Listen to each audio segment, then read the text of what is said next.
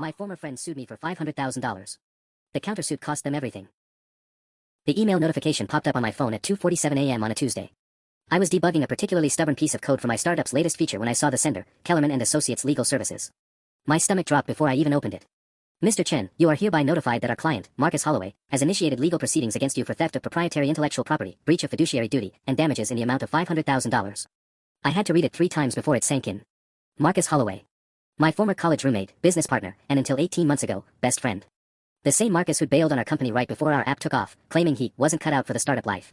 The same Marcus who'd been radio silent since our friendship imploded over his increasingly erratic behavior and constant requests for money.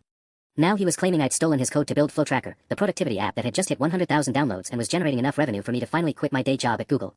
I called my lawyer, David Kim, at 7 a.m. sharp. Dave, I need you to look at something. How fast can we meet? 2 hours later, I was sitting in Dave's downtown office, watching him flip through the 30-page lawsuit with increasingly raised eyebrows. This is ambitious, Dave said, setting down the papers. He's claiming he developed the core algorithm for FlowTracker while you two were roommates at Stanford, and that you deliberately cut him out after graduation to steal his work. That's complete bullshit. I pulled out my laptop and opened my GitHub repository. Look, here's every commit from day one. The initial code was written in my apartment in Mountain View in March 2022, 6 months after Marcus and I stopped talking. I can prove the timeline. Dave leaned back in his chair. The problem isn't whether you can prove it's false. The problem is that defending against this will cost you probably 50 grand in legal fees, minimum. And Marcus's lawyer knows that. They're banking on you settling for maybe 20 or 30,000 just to make it go away. What if I don't want it to go away? Then we fight it. But Alex, litigation is expensive and unpredictable. Even when you're right. I stared at the lawsuit again, focusing on Marcus's signature at the bottom. His handwriting looked shakier than I remembered. There's something else. I've been hearing things through mutual friends. Marcus has been acting strange lately, missed work for weeks at a time, moved out of his apartment suddenly, started asking old college friends for loans. You think he's desperate for money? I think he saw the TechCrunch article about FlowTracker last month and decided his former roommate looked like an easy target. I closed my laptop. Dave, I want to file a countersuit. For what? I don't know yet. But this whole thing feels wrong.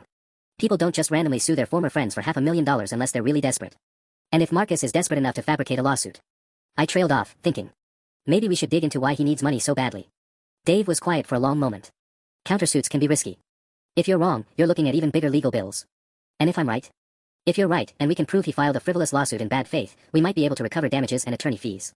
Dave picked up his pen. How well do you really know Marcus Holloway? I thought about the Marcus I'd known in college versus the stranger who'd been desperately texting me for loans last year. Apparently, not as well as I thought. That afternoon, I did something I probably shouldn't have done without Dave's blessing. I started investigating Marcus myself. It began innocently enough. I pulled up his LinkedIn profile, which hadn't been updated in 8 months. His last listed position was senior developer at Nexus Solutions, a mid-tier consulting firm downtown. But when I cross-referenced that with Nexus's company directory, his name was nowhere to be found. I called my friend Jenny, who'd worked at Nexus until last year. Hey, random question, do you know if Marcus Holloway still works there? Marcus? God, no. He got fired back in January. There was this whole thing. She paused. Why are you asking? I thought you two weren't talking anymore. We're not. What kind of thing? Look, I probably shouldn't say, but since it's already public record. He got caught billing clients for work he'd outsourced to freelancers on Fiverr. Like, he'd charge Nexus's rate of $150 an hour, then pay some guy in Bangladesh $20 to do the actual coding. Pocketed the difference. My blood went cold. How much are we talking about? From what I heard. Around 30 grand over 6 months before they caught him. They didn't press charges because they didn't want the bad publicity, but they blacklisted him pretty hard. Good luck getting another dev job in this city with that kind of reputation. After Jenny hung up, I sat staring at my laptop screen. 30,000 in stolen billing. Fired in January. It was now September, meaning Marcus had been unemployed for 8 months. That would explain the desperate loan requests, the sudden apartment move, the shaky signature on legal documents. But it didn't explain where he'd gotten money for a lawyer good enough to draft a 30-page lawsuit. I called Dave back. I need to ask you something about Kellerman and Associates. Are they expensive? Kellerman. They're not cheap. Why? What would a lawsuit like this cost to file? With their hourly rates? Probably 15 to 20 grand just to get it started, assuming they did their homework on the intellectual property research. Dave's voice sharpened. Alex, what aren't you telling me? I filled him in on Marcus's employment situation. Dave was quiet for a long moment. That's interesting. Unemployed for 8 months but suddenly has 20 grand for lawyers. Either he came into money recently, or what? Or someone else is funding this lawsuit. Which would change everything. The next morning, I got my answer in the worst possible way. My phone rang at 6 a.m., my business partner Sarah, calling from her car. Alex, we have a problem. I just got to the office and there's a guy here with a camera. Says he's from Tech Reporter and wants to ask me about the code theft allegations against FlowTracker. Shit. Don't say anything.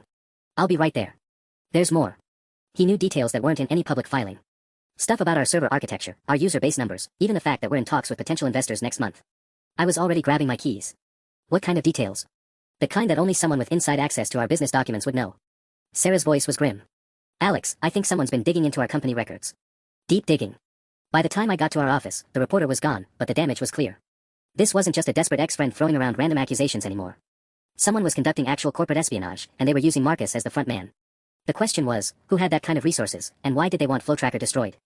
I spent the rest of that morning going through our company's digital footprint with a fine-tooth comb. What I found made my skin crawl. Someone had attempted to access our GitHub repository from an IP address in San Francisco, not successful, but they tried multiple password combinations on my account.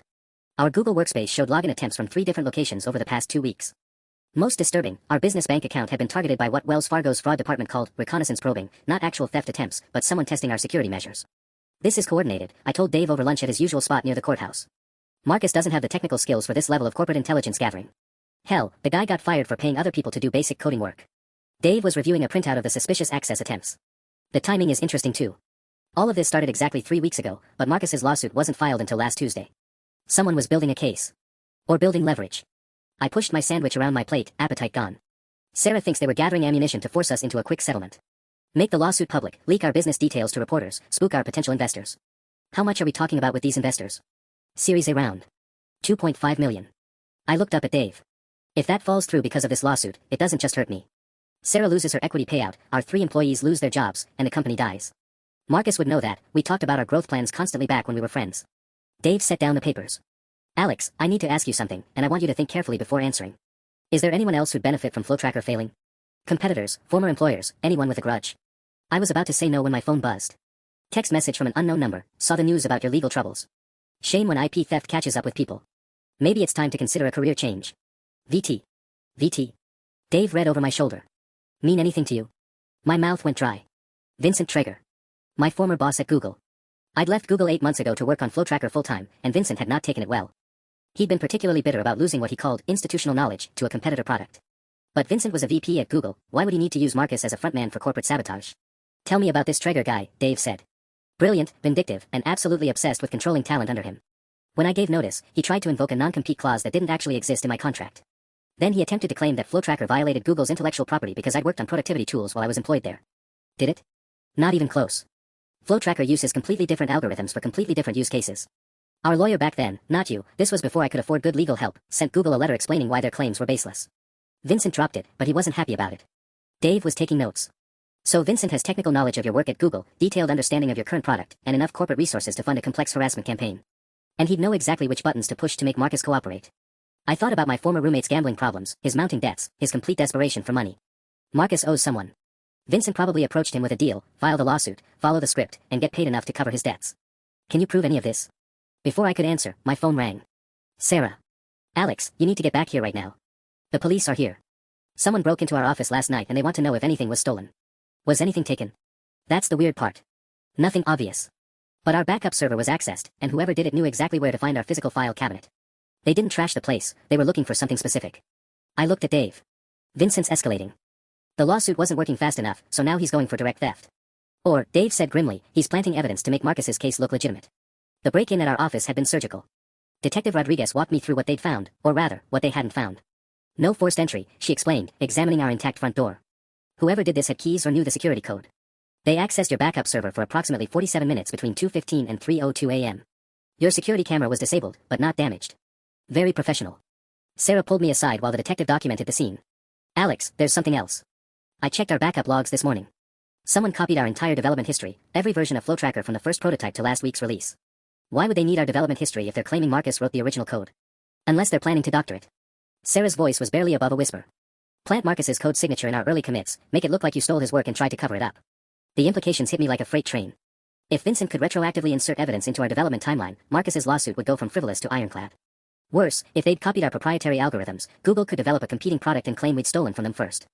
I called Dave immediately. We have a problem. They have everything. Meet me at my office in an hour. And Alex? Don't use your regular phone or email from now on. If they're sophisticated enough for corporate espionage, they're probably monitoring your communications. An hour later, Dave handed me a burner phone and a yellow legal pad. Old school from here on out. Tell me exactly what they took. I wrote down everything Sarah had discovered.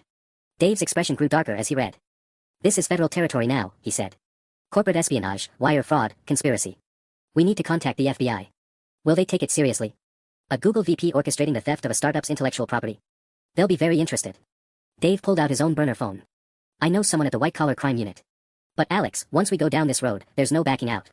Vincent has resources we can't match if this turns into a prolonged war. Before I could respond, the burner phone Dave had given me started ringing. Unknown number. Alex Chen. The voice was familiar but strained. Marcus. We need to talk. In person. Tonight. He sounded terrified.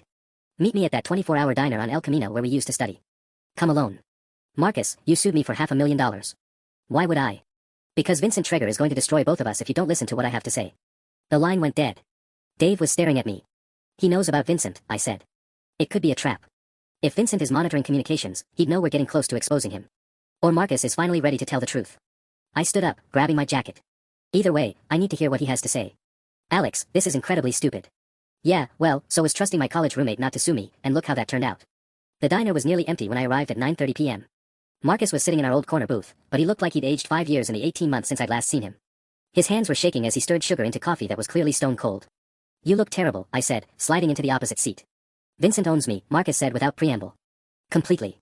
And now he's planning to own you too. Start from the beginning. Marcus laughed bitterly. The beginning? The beginning is when I lost $47,000 in sports betting last spring and Vincent Traeger somehow found out about it. How did Vincent find out about your gambling debts? I asked, though part of me already suspected the answer. Marcus stared into his cold coffee. You remember how I was always bragging about my side consulting work? The freelance projects that were supposedly paying so well. The ones that made you too busy to work on our startup. There were no freelance projects, Alex. I was spending 12, 14 hours a day on gambling sites. Sports betting, online poker, some cryptocurrency trading that was basically just roulette with extra steps. His voice cracked. When I told you I wasn't cut out for startup life, what I really meant was I'd already burned through my savings and I needed a steady paycheck to keep my creditors from breaking my legs. I felt a familiar stab of guilt. Marcus, if you'd just told me, you would have tried to help. And I would have gambled away whatever you loaned me within a week. He finally looked up at me. Vincent approached me 3 months ago.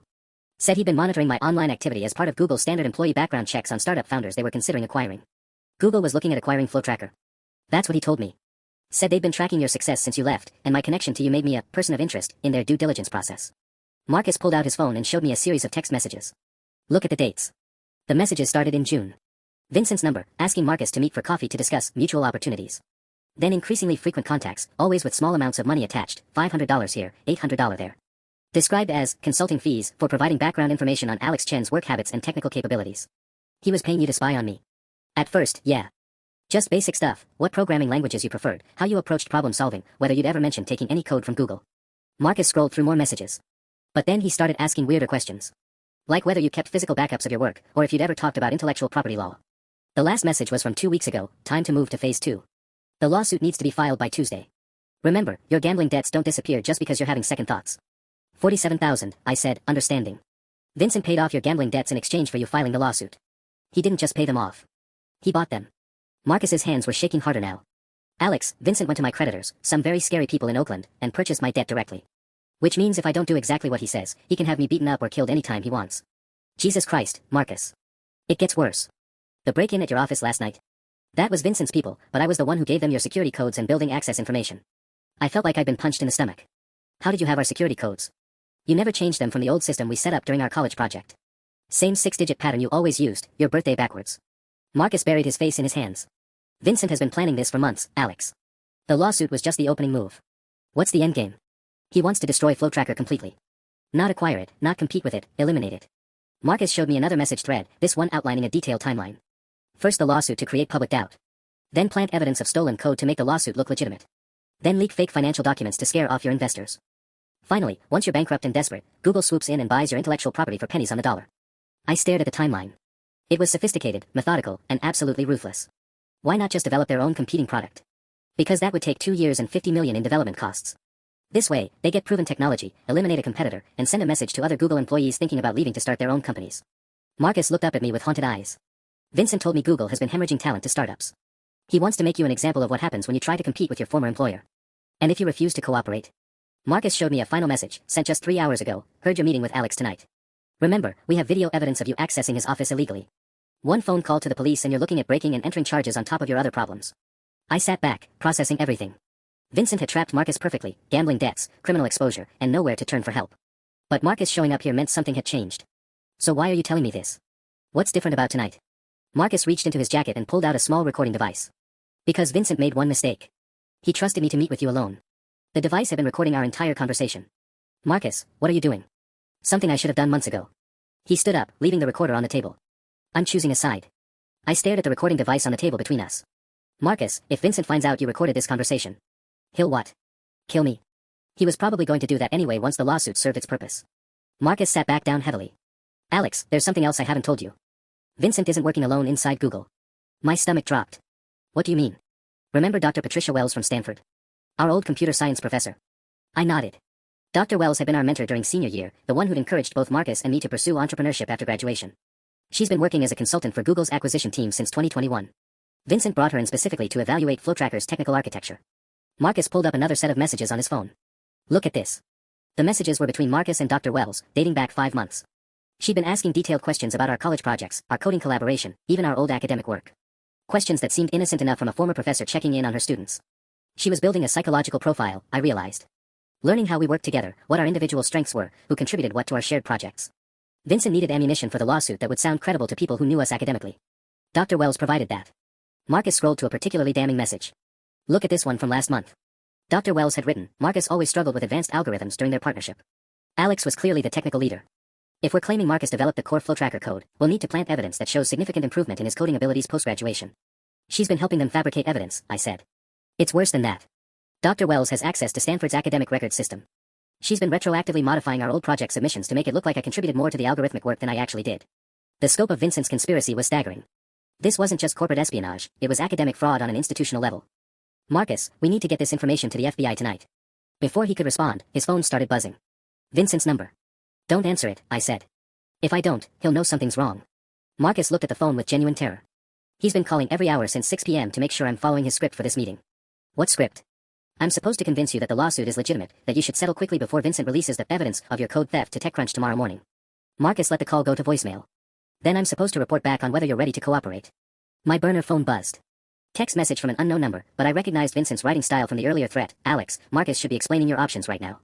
Settlement offer expires at midnight. After that, things get much more complicated for both of you. He's monitoring this location, I realized. Vincent knows we're here. Marcus went pale. How is that possible? I looked around the diner, noticing for the first time that the same black sedan had been parked across the street since I'd arrived. Either he's having us followed, or... I picked up Marcus's phone and checked the settings. When did you last update your phone's software? Vincent gave me this phone 2 months ago. Said my old one wasn't secure enough for our communications.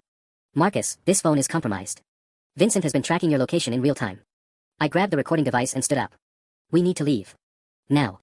As we headed toward the exit, Marcus's compromised phone rang again. This time he answered, putting it on speaker. Marcus, I'm disappointed. Vincent's voice was calm, almost paternal. You were supposed to be convincing Alex to settle, not recording our private business arrangements. You've been listening the entire time, Marcus said. Of course I have. Did you really think I'd trust a degenerate gambler to handle this on his own? Vincent chuckled.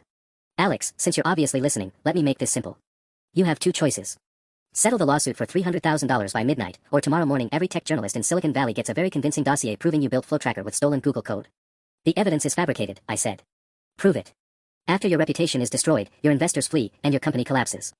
I'm sure the truth will come out eventually. Vincent's tone hardened. Maybe in 3 or 4 years, when you're working tech support for minimum wage. What about Marcus? Marcus will face the consequences of his betrayal tonight. Corporate espionage and blackmail are serious federal crimes.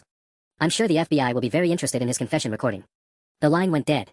Marcus stared at his phone in horror. He's going to frame both of us, he whispered. Through the diner window, I watched the black sedan's doors open. 2 men in dark suits started walking toward the entrance. Back exit, I said. Now. We burst through the diner's back exit into the alley, but Vincent had anticipated our escape route. A second car was waiting, engine running, blocking our path to the street. Marcus grabbed my arm, pulling me toward a gap between 2 dumpsters. There's a fence back here that leads to the shopping center, he whispered. Same route we used to take when we'd sneak out to avoid studying. As we climbed over the chain-link fence, I heard car doors slamming behind us. Vincent's people were following on foot now, and they clearly knew the area better than I'd hoped. My burner phone buzzed as we dropped into the empty parking lot on the other side. Dave's number. Alex, where are you? I've been trying to reach you for 30 minutes. Running from Vincent's security team. What did you find? Get somewhere safe and call me back. I'm at the FBI field office downtown, and Agent Martinez wants to talk to you immediately. What did you tell them? Everything. But Alex, they already had an open investigation into Vincent Traeger. I stopped running. What kind of investigation? Corporate espionage, racketeering, and conspiracy charges. You're not Vincent's first target. They've been tracking him for 8 months. Marcus tugged on my sleeve, pointing toward the shopping center's main entrance. The black sedan had circled around and was pulling into the parking lot, headlights sweeping across empty storefronts. Dave, I need you to listen carefully, I said, ducking behind a parked car. Vincent has been using Stanford University's academic records system to fabricate evidence. Dr. Patricia Wells has been helping him modify old project files. Jesus Christ. That's federal fraud involving an educational institution. Martinez is going to want that recording immediately. There's more. Vincent bought Marcus's gambling debts from organized crime figures in Oakland. He's been using threat of physical violence to ensure cooperation. I could hear Dave typing rapidly in the background. Okay, Martinez says they can have a tactical team at your location in 15 minutes if you can stay hidden. Where exactly are you? Before I could answer, Marcus's compromised phone buzzed with an incoming call. Vincent again. Marcus looked at me questioningly. Answer it, I said. But keep him talking. The longer he's on the phone, the more evidence we have. Marcus accepted the call and put it on speaker. You're making this much more difficult than it needs to be, Vincent said. His voice had lost its calm tone. I've spent 18 months planning this acquisition, and I'm not going to let two amateur entrepreneurs destroy a multi-million-dollar operation. Acquisition? I said. You told Marcus this was about eliminating competition. Vincent laughed bitterly. Flow Tracker is just the beta test, Alex. Google is planning to acquire 12 different startups over the next 2 years, and we need a reliable system for encouraging cooperation from founders who might be reluctant to sell. You mean extortion and fraud? I mean business development. Do you have any idea how much money Google loses every time a talented engineer leaves to start their own company? We're hemorrhaging intellectual property to competitors who turn around and sell products based on research we funded. Through the phone, I could hear typing in the background. Vincent was clearly coordinating with his team while talking to us. The FBI already knows about your operation, I said, hoping to rattle him. The FBI knows about a few isolated incidents involving former Google employees. They have no idea about the systematic approach we've developed. Vincent's voice turned smug. Marcus, check your email. I just sent you something interesting. Marcus pulled up his email on the compromised phone. A video file, timestamped from earlier tonight. Security camera footage showing Marcus using a key card to enter our office building, then manually disabling our alarm system. Insurance policy, Vincent explained. If either of you tries to cooperate with federal investigators, this footage gets anonymously delivered to the police. Marcus will face breaking and entering charges, and Alex will look like he was conspiring with the person who robbed his own company. You bastard, Marcus whispered. I prefer to think of myself as thorough. Now, you have 43 minutes until my midnight deadline. I suggest you use that time wisely.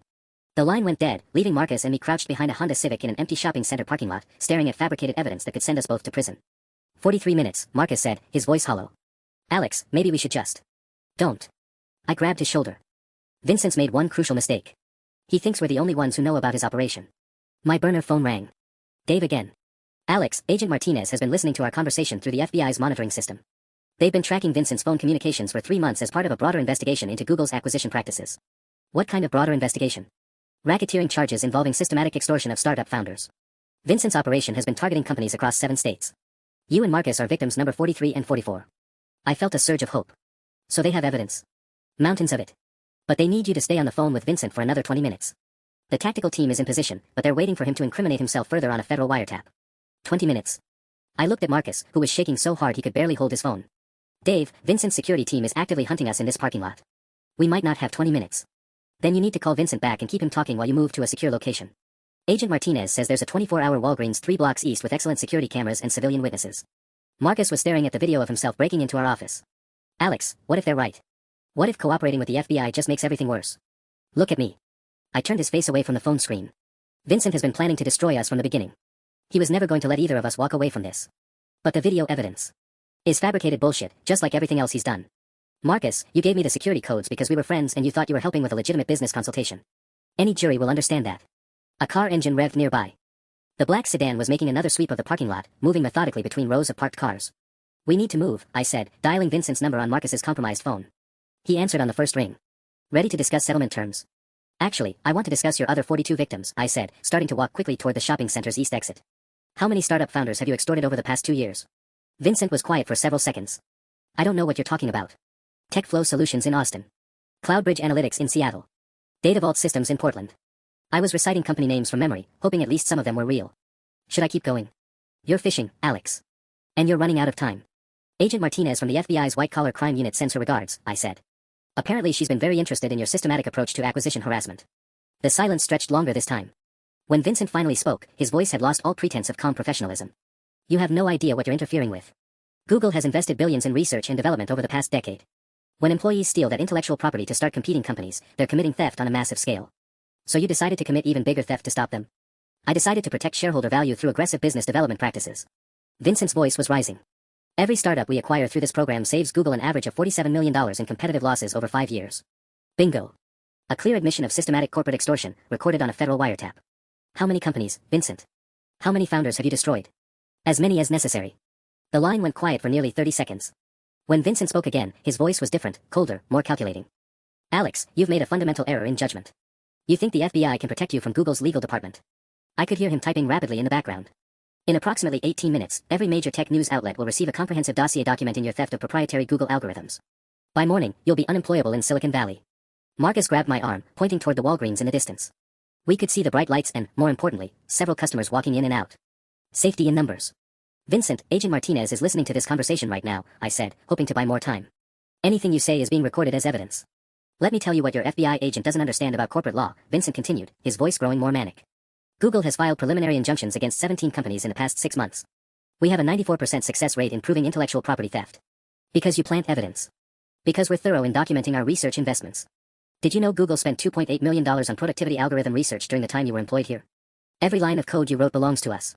We were 50 yards from the Walgreens when Marcus's phone buzzed with another incoming call. Dr. Patricia Wells. Vincent had her on conference. Alex, dear, I'm disappointed, came Dr. Wells' familiar voice. You were always one of my most promising students. It's heartbreaking to see you involved in industrial espionage. Professor Wells, you've been modifying Stanford academic records. That's federal fraud involving an educational institution. I've been correcting historical inaccuracies in project attribution, she replied smoothly. Academic institutions have a responsibility to ensure accurate documentation of student contributions. By changing timestamps on files that were submitted 3 years ago. By reviewing collaborative projects with the benefit of hindsight and professional expertise. Dr. Wells' voice carried the same condescending tone I remembered from her lectures. Alex, you've always had a tendency toward grandiosity. In college, you consistently took credit for work that was clearly collaborative. Vincent jumped back in. Professor Wells has provided detailed analysis proving that the core flow tracker algorithms were developed during your Stanford partnership with Marcus. Her testimony will be very compelling in court. We reached the Walgreens parking lot, but something felt wrong. There were too many black sedans in the lot, at least 4 that I could see. Vincent's security team had anticipated our destination. Dave, I whispered into my burner phone, they're surrounding the Walgreens. Vincent's people are already here. FBI tactical team is 2 minutes out, Dave replied. Keep Vincent talking. Vincent, how did you recruit Dr. Wells for this operation? I asked loudly. Patricia approached me, actually. She's been concerned about the ethical implications of her former students using Stanford resources to develop commercial products. Academic institutions invest heavily in research infrastructure. Students who profit from that investment have certain obligations.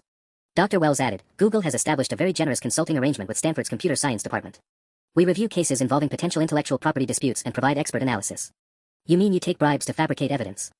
I mean we ensure that corporate research investments are properly protected, Vincent snapped. Alex, you have 7 minutes before my deadline expires. Settlement offer, $200,000, immediate transfer of FlowTracker intellectual property to Google, and signed non-disclosure agreements from both you and Marcus. And if we refuse? Tomorrow morning, the world learns that you built your company on stolen code, defrauded your investors, and conspired with a known criminal. Marcus has quite an extensive gambling debt history, to cover up your crimes. Marcus was staring at the black sedans surrounding us. Alex, maybe we should consider. For minutes, Vincent interrupted. Professor Wells, please send the documentation package to TechCrunch and the information. Time to let the market decide Alex's future. Through the Walgreens windows, I could see men in dark suits entering the store from multiple directions. We were trapped. Then I heard the most beautiful sound in the world, sirens. Multiple vehicles, approaching fast from different directions. Vincent, I said, I think your timeline just got accelerated. The FBI tactical vehicles surrounded the Walgreens parking lot like something out of a movie. Through Marcus's phone, I could hear Vincent's breathing become rapid and shallow as the sirens grew louder. This is Agent Martinez, FBI, came a voice through a megaphone.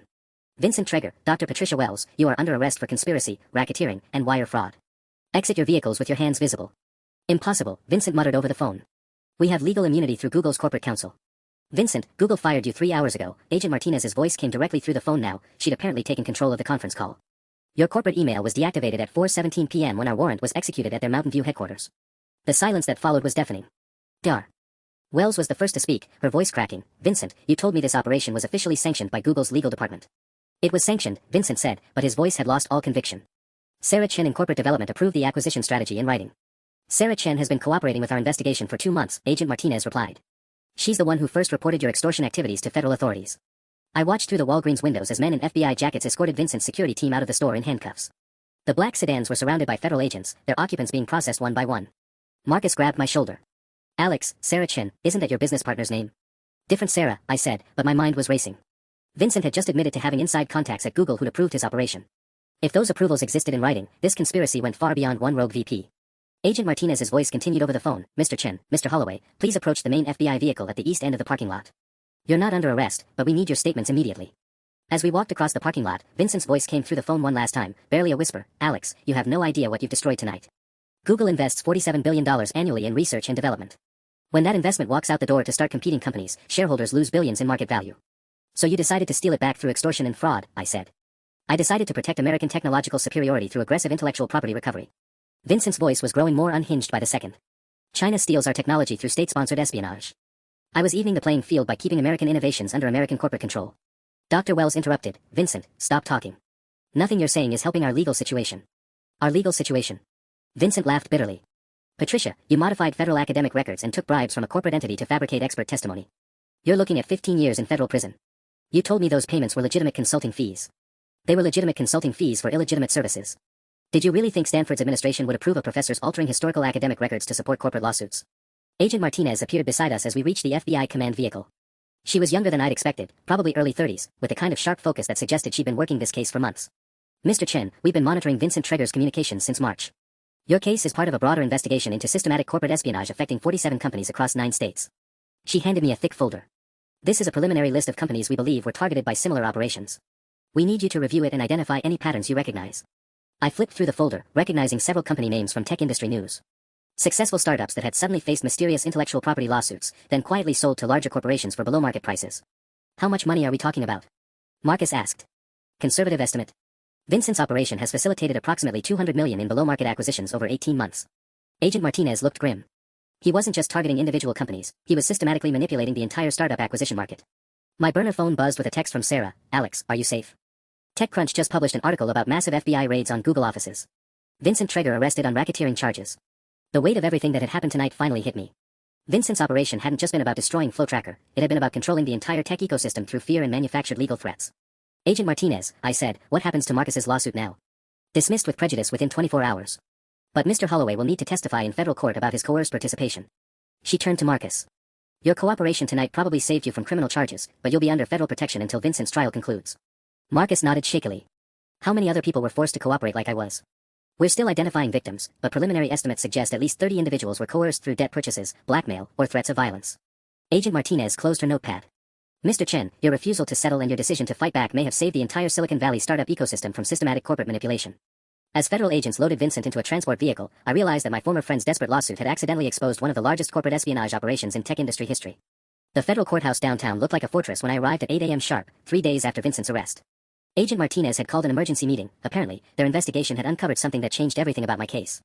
We found Vincent's insurance policy, she said without preamble, sliding a laptop across the conference table. Hidden server farm in Nevada, containing detailed records of every operation he's conducted over the past 2 years. I stared at the screen showing spreadsheets with company names, dollar amounts, and what looked like success percentages. FlowTracker was listed as Operation Hummingbird, with a projected acquisition value of $2.3 million and an 87% probability of success. He was treating startup destruction like a science experiment, I said. It gets worse. Look at the vendor payments section. Agent Martinez clicked through to another spreadsheet showing monthly payments to dozens of individuals. Marcus's name was there with $47,000 listed under debt acquisition and subject control. But there were 43 other names, including several I recognized from the tech industry. Jesus. Dr. Rebecca Martinez from UC Berkeley. I pointed at a name receiving $15,000 monthly. She's one of the most respected computer science professors in the country. Was. She's been fabricating expert testimony for Vincent's intellectual property cases since January 2022. Turns out academic credibility is surprisingly affordable when professors are facing budget cuts and research funding shortages. My stomach dropped as I continued scanning the list. Agent Martinez, some of these people are federal contractors. That guy, Dr. James Wright, he consults for the Department of Defense on cybersecurity issues. Which is why this case just got transferred to the FBI's counterintelligence division. If Vincent was compromising defense contractors to manipulate private sector technology development, we're potentially looking at national security implications. The conference room door opened and Marcus walked in, looking like he hadn't slept in days. Behind him was a woman in an expensive suit who introduced herself as federal prosecutor Catherine Walsh. Mr. Chen, Walsh said, we need to discuss your testimony schedule. Vincent's preliminary hearing is next Tuesday, but we've just learned that his legal team is planning a very aggressive defense strategy. What kind of strategy? Marcus slumped into a chair. They're claiming Vincent was working undercover for the Department of Justice. That his entire operation was a sanctioned investigation into Chinese intellectual property theft in Silicon Valley. I felt the blood drain from my face. Is that possible? Absolutely not, Agent Martinez said firmly. But Vincent's lawyers are arguing that his methods were extreme because he was tracking sophisticated foreign espionage operations. They're claiming companies like FlowTracker were unknowing fronts for Chinese intelligence gathering. Prosecutor Walsh pulled out another folder. Here's what we're dealing with. Vincent's defense team has filed motions claiming his communications with Marcus and Dr. Wells were part of an elaborate sting operation designed to identify startup founders who might be vulnerable to foreign recruitment. That's completely insane, I said. Insane, but potentially effective if we can't prove otherwise. Walsh looked grim. Vincent's lawyers are arguing that his systematic approach to acquisition harassment was actually a systematic approach to identifying security vulnerabilities in American tech companies. Marcus was staring at his hands. They contacted me yesterday. Vincent's lawyers. They want me to testify that I approached him first, claiming I suspected you of having inappropriate contacts with foreign investors. Did you tell them to go to hell? I told them I'd think about it. Marcus finally looked up at me. Alex, they're offering complete immunity and a witness protection program. New identity, relocation assistance, $200,000 settlement for my cooperation. The room went silent. I could hear my heart pounding. And if you refuse? I asked quietly. They reminded me that I committed federal crimes by accessing your office and providing confidential business information to Vincent. Without a cooperation agreement, I'm looking at 5 to 7 years in prison. Prosecutor Walsh leaned forward. Mr. Holloway, what exactly did Vincent's lawyers ask you to say about Mr. Chen? Marcus's voice was barely a whisper. That you'd been in contact with Chinese venture capital firms. That you'd mentioned having meetings with investors from Beijing about expanding FlowTracker into international markets. That I became suspicious and contacted Google's security department to report possible foreign influence. None of that is true, I said. But it's plausible enough to create reasonable doubt about Vincent's motivations, Walsh replied. If his lawyers can convince a jury that Vincent genuinely believed he was protecting national security, his systematic corporate espionage becomes patriotic counterintelligence. Agent Martinez closed her laptop. Mr. Chen, we need to know, have you had any contact whatsoever with Chinese investors or venture capital firms? Of course not. Our only funding has been from 2 Silicon Valley VCs and some angel investors from Sarah's network. I paused, thinking. Wait. Last month, someone from Beijing Capital Partners reached out through LinkedIn asking about international expansion opportunities. I never responded, but the message is probably still in my inbox. The prosecutors exchanged glances. That's enough, Walsh said grimly. Vincent's team will claim that unsolicited contact proves foreign intelligence services were actively targeting FlowTracker. Combined with Marcus's testimony about your suspicious behavior, they might actually make their national security defense stick. The weight of Vincent's potential defense strategy hung over the conference room like a storm cloud. I stared at the spreadsheets of corrupted academics and compromised professionals, realizing that my simple refusal to settle a frivolous lawsuit had uncovered something far more dangerous than corporate espionage. There's something else, Agent Martinez said, pulling up a new document on her laptop. Vincent's Nevada server contained communications with international contacts. We're still decrypting them, but preliminary analysis shows he wasn't just manipulating American startups. She turned the screen toward me. Email threads between Vincent and addresses ending in .ru and .cn domains, discussing technology transfer assessments and intellectual property vulnerability analysis. He was selling information to foreign intelligence services, I said, the pieces clicking together. Vincent wasn't trying to protect American technology, he was cataloging it for sale. Prosecutor Walsh nodded grimly. We believe Vincent was operating a sophisticated intelligence marketplace. He'd identify promising American technologies through his acquisition harassment campaigns, then auction detailed technical specifications to the highest foreign bidder. Marcus went pale. The questions he asked me about Alex's coding methods, the server architectures, the user base analytics, he wasn't planning to compete with FlowTracker. He was planning to sell our innovations to Chinese competitors. How many companies? I asked. Based on the server data, approximately 67 American startups had their intellectual property cataloged and sold through Vincent's network over 18 months. Agent Martinez pulled up another file. Conservative estimate, $47 million in technology transfers to foreign entities. My phone buzzed with an urgent message from Sarah. Alex, emergency. 3 Chinese companies just launched productivity apps with interfaces identical to FlowTracker. Our investors are freaking out. I showed the message to Agent Martinez. She cursed under her breath. Vincent's operation is still active. Someone else has access to his intelligence marketplace. She was already reaching for her secure phone. We need to accelerate the prosecution timeline. Prosecutor Walsh stood up abruptly. Mr. Chen, Mr. Holloway, I need you both to understand something. This case is no longer about a fraudulent lawsuit between former friends.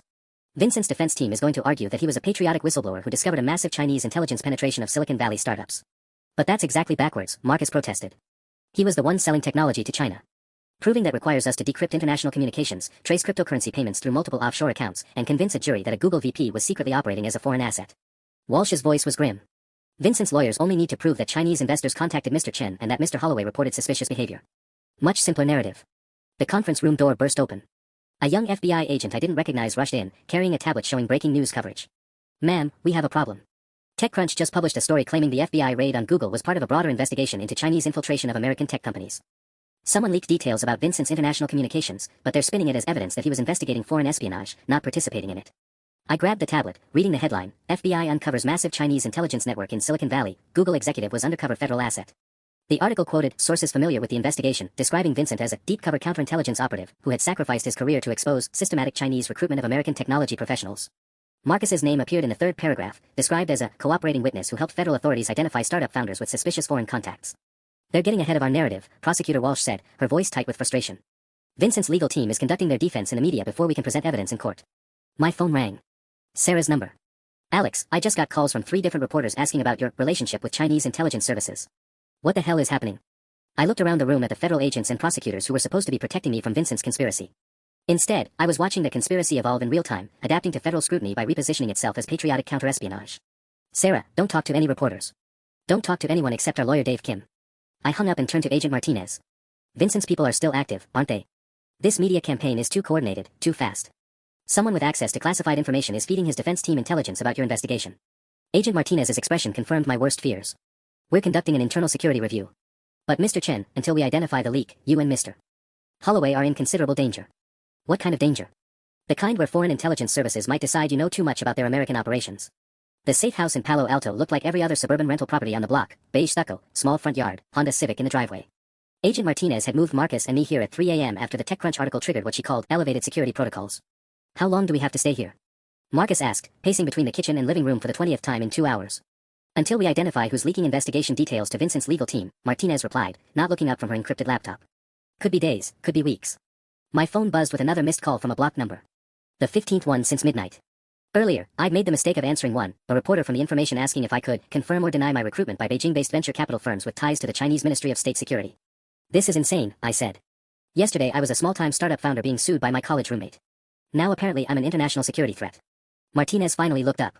Mr. Chen, the situation has evolved significantly overnight. Vincent's legal team filed emergency motions claiming you and Mr. Holloway are flight risks who might attempt to deliver sensitive technology information to foreign contacts. Marcus stopped pacing. Flight risks? We're sitting in an FBI safe house voluntarily providing cooperation. Vincent's lawyers are arguing that our protective custody is actually evidence of your importance to Chinese intelligence operations. They're claiming the FBI is hiding valuable foreign assets from legitimate counterintelligence scrutiny. I felt like I was trapped in a funhouse mirror version of reality. Let me get this straight. Vincent steals technology from American companies to sell to China, but we're the Chinese assets. Welcome to federal court litigation, Martinez said grimly. Facts matter less than narrative coherence. Her secure phone buzzed. She answered, listened for 30 seconds, then hung up with an expression I'd learned to associate with very bad news. What now? I asked. Dr. Patricia Wells just gave an interview to the Wall Street Journal. She's claiming Vincent recruited her to investigate suspicious academic collaborations between American students and Chinese research institutions during her time at Stanford. Marcus slumped into the couch. She's rewriting our entire college history.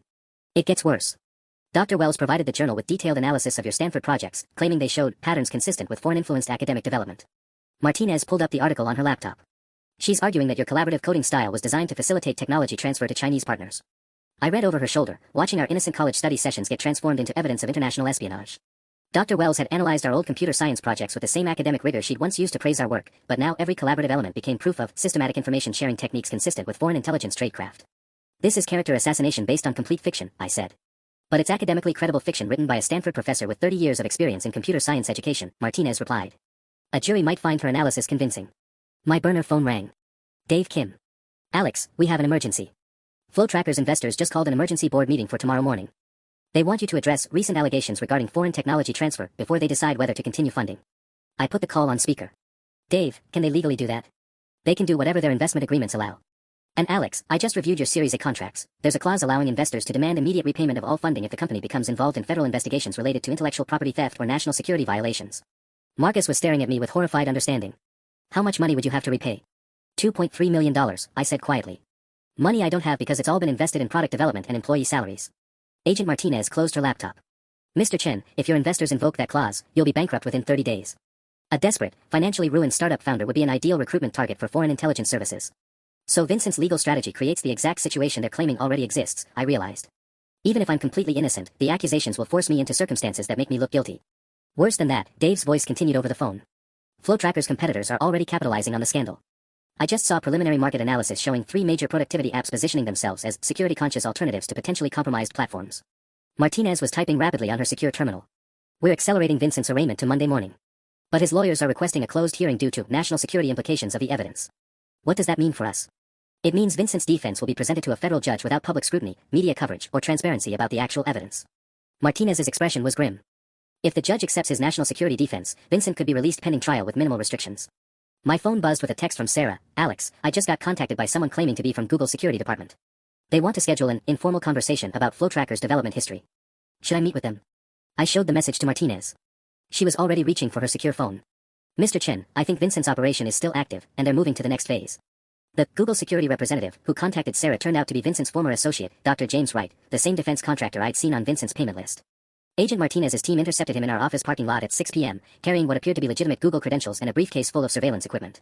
Wright's been impersonating federal contractors for 8 months, Martinez explained during our emergency briefing that evening. He's not just helping Vincent's defense, he's been actively continuing the intelligence gathering operation while Vincent's in custody.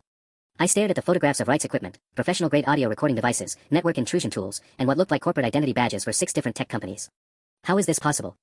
Vincent's been in federal custody for 4 days. Because Wright was never an employee or contractor, he was Vincent's primary intelligence broker. While Vincent handled illegal intimidation and corporate manipulation, Wright managed the technical espionage and international sales. Martinez pulled up a new set of files. We've been tracking his communications since the arrest. He's been in contact with buyers in 3 different countries, trying to deliver promised intelligence packages that Vincent's operation committed to before the FBI raid. Marcus looked up from his laptop, where he'd been obsessively reading news coverage of our case. Agent Martinez, there's something else. I just found a Reddit thread discussing FlowTracker that's getting way too much attention. Look at these comments. He turned the screen toward us. The thread was titled, FlowTracker app, anyone else notice suspicious data collection, with hundreds of responses analyzing our app's privacy settings, network traffic patterns, and user data handling procedures. But the comments weren't from random users, they were detailed technical analyses that read like professional security assessments. Someone's crowdsourcing a technical audit of our entire platform, I realized. They're using social media to generate independent evidence of security vulnerabilities. Martinez scrolled through the comments, her expression growing darker. These aren't random internet users. Look at the writing patterns, the technical terminology, the coordinated timing of responses. This is a professional disinformation campaign. One comment in particular caught my attention, used network monitoring tools to analyze FlowTracker traffic. App communicates with servers in 3 countries including China. Screenshots attached. The supposed screenshots showed network logs that appeared to document our app sending user data to Chinese IP addresses. Those logs are completely fabricated, I said. FlowTracker only communicates with our AWS servers in Oregon and our backup system in Virginia. But they look legitimate enough to convince non-technical readers, Martinez replied. Wright's team is building public evidence to support Vincent's claims about Chinese intelligence infiltration. My secure phone rang. Prosecutor Walsh. Mr. Chen, we have a significant development. The judge in Vincent's case just agreed to review his national security defense claims in a classified hearing tomorrow morning. Vincent's lawyers are arguing that public discussion of the evidence could compromise ongoing counterintelligence operations. I put the call on speaker. What does that mean for our testimony? It means you and Mr. Holloway might not be allowed to testify at all. If the judge accepts Vincent's claims, your knowledge of his operations could be classified as sensitive intelligence information. Walsh's voice was tight with frustration. Vincent's legal team is essentially arguing that his victims are too dangerous to be allowed to speak publicly about their victimization. Marcus was staring at the Reddit thread, watching new comments appear in real time. This is incredible. They're not just destroying our reputations, they're making it illegal for us to defend ourselves. There's more, Walsh continued. We just received discovery demands from Vincent's lawyers requesting complete access to FlowTracker's source code, user database, and financial records. They're claiming this information is necessary to assess the extent of alleged Chinese intelligence penetration. You mean they want access to our intellectual property and customer data to continue Vincent's espionage operation, I said. Exactly. But the federal court might order you to comply if the judge accepts their national security justification. Agent Martinez was typing rapidly on her encrypted terminal. Ms. Walsh, what's our timeline for challenging this classification request? 18 hours. The hearing is at 10 a.m. tomorrow, and if we lose, Vincent could be released on his own recognizance pending trial. His lawyers are arguing that continued detention interferes with his ability to assist federal counterintelligence efforts. I felt like the walls were closing in. So Vincent goes free, gets access to all our proprietary technology, and we're legally prohibited from telling anyone that he's the actual foreign intelligence asset. That's the worst-case scenario, yes. Marcus suddenly looked up from his laptop, his face pale. Alex, you need to see this. Someone just posted our home addresses on the Reddit thread. Both our current address and this safe house location. Martinez grabbed the laptop, her expression turning to alarm as she read. How is that possible? This address is classified FBI information. Someone with access to federal law enforcement databases is feeding information to Vincent's operation, I said, the pieces clicking together. The media leaks, the fabricated evidence, the classified hearing request, there's a coordinated effort to control this entire case from inside the justice system. Martinez was already on her secure phone, calling for immediate relocation protocols. Pack everything. We're moving in 15 minutes. As we gathered our few belongings, I realized that Vincent's conspiracy had evolved far beyond corporate espionage. We were now caught in an active intelligence operation designed to manipulate federal courts, control classified information, and potentially deliver American technology secrets to foreign buyers, all while painting the real victims as the security threats. Agent Martinez, I said as we prepared to leave the compromised safe house, what happens if Vincent wins tomorrow's hearing? Her answer chilled me to the bone, then we might never be able to prove the truth. The classified hearing lasted 6 hours. Marcus and I sat in a windowless federal building conference room, watching our entire case get decided behind closed doors while Vincent's lawyers argued that we were too dangerous to national security to be allowed to testify. At 4:17 p.m., Agent Martinez emerged with news that changed everything. The judge rejected Vincent's national security defense, she said, barely able to contain her excitement. But not for the reasons we expected. She placed a thick folder on the table between us. During the classified review, Vincent's lawyers made a critical error. They submitted what they claimed was classified NSA intelligence documenting Chinese recruitment of American tech professionals. Problem is, the NSA had no record of producing that intelligence. Marcus leaned forward. The documents were fabricated. Completely. But here's the beautiful part, fabricating federal intelligence documents to deceive a federal judge is a separate felony carrying a mandatory 20-year sentence. Martinez opened the folder to reveal printed emails. When confronted about the fake NSA documents, Vincent's lawyers immediately turned on their client. Turns out they'd been lied to as well. I stared at the emails between Vincent and his legal team. In his desperation to sell the national security defense, Vincent had forged classified documents and presented them as authentic federal intelligence. His own lawyers were now cooperating witnesses. But there's more, Martinez continued. The fake NSA documents contained technical details about Chinese intelligence operations that could only have come from someone with actual access to real classified information. The NSA is now investigating how Vincent obtained those details. My phone buzzed with a call from Dave Kim. Alex, turn on Channel 7 News. Right now. We found a television in the break room. The breaking news banner read, former Google VP arrested on federal espionage charges, international technology theft ring exposed. The reporter stood outside the federal courthouse. Vincent Traeger, previously arrested on corporate espionage charges, now faces additional counts of fabricating federal intelligence documents and conspiracy to commit espionage. Sources tell us that Traeger's operation facilitated over $200 million in technology transfers to foreign entities over 18 months. Most shocking, the reporter continued, federal investigators have identified 47 companies that were systematically targeted for intellectual property theft disguised as legitimate acquisition attempts. The startup FlowTracker, whose founders first exposed Traeger's operation, is now being hailed as having prevented what investigators call one of the largest technology espionage operations in U.S. history. Marcus was staring at the screen in amazement. We're being called heroes instead of traitors. My phone started ringing continuously. First Sarah, Alex, our investors want an emergency meeting to discuss increasing our series of funding round. Apparently surviving federal espionage attempts makes us look like an incredibly valuable target. Then Dave, 3 more startups have come forward claiming they were targeted by similar operations. Vincent's prosecution is turning into the biggest corporate espionage case in Silicon Valley history. Agent Martinez returned with final paperwork. Vincent just accepted a plea bargain. 45 years in federal prison in exchange for complete cooperation identifying his international contacts and domestic accomplices. Dr. Patricia Wells is looking at 15 years for academic fraud. Dr. Wright got 30 years for the espionage charges. What about Marcus's original lawsuit? I asked. Dismissed with prejudice. But Mr. Holloway, the federal court has approved a $2.3 million victim compensation award for your cooperation in exposing the conspiracy. Marcus actually started crying. For the first time in months, they were tears of relief rather than terror. 6 weeks later, I was back in our office, now expanded to include a proper security system and 3 new employees we'd hired with our increased series of funding. FlowTracker had gained 400,000 new users after the media coverage, apparently because people trusted an app that had survived federal-level espionage attempts. My phone buzzed with a text from Marcus, coffee this weekend? I owe you approximately 1 million apologies and whatever the most expensive dinner in Silicon Valley costs. I smiled, typing back, just promise me your next lawsuit will be against someone who actually deserves it. Vincent Traeger had sued me for $500,000 hoping for a quick settlement. Instead, his fabricated lawsuit had cost him everything, his freedom, his career, his conspiracy, and ultimately exposed one of the largest corporate espionage operations in American history. Sometimes the best defense really is a good countersuit.